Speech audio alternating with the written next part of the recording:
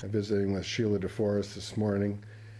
Sheila, talk to me a little bit about taxation. I know you had a meeting recently at the Beloit Library and just touched on it, but nobody seemed to want to talk much about the dreaded word taxation.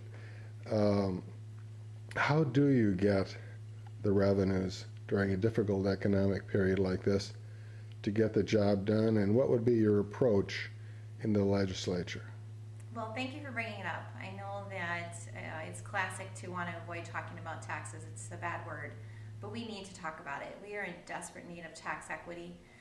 The middle class is disproportionately paying more and more of the burden of the cost for services.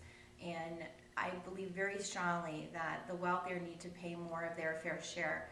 Interestingly, there was just an article that came out where one percenters, as they're called, the wealthiest 1% of Americans, was asked what they're doing with their money. And increasingly, they shared that they've been saving and hoarding more of their money. They're not spending it creating so-called jobs.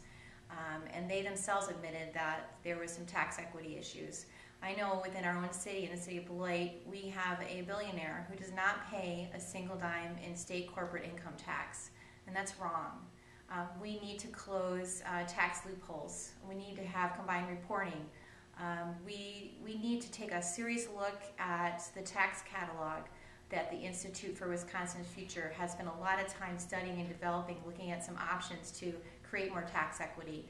I believe that requires some serious discussion. So I'm not afraid to talk about the bad word.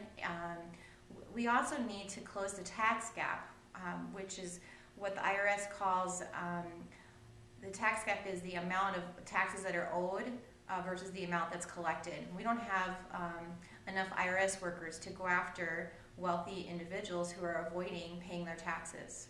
And we need to also close that tax gap. So I believe we need to have an honest discussion about it.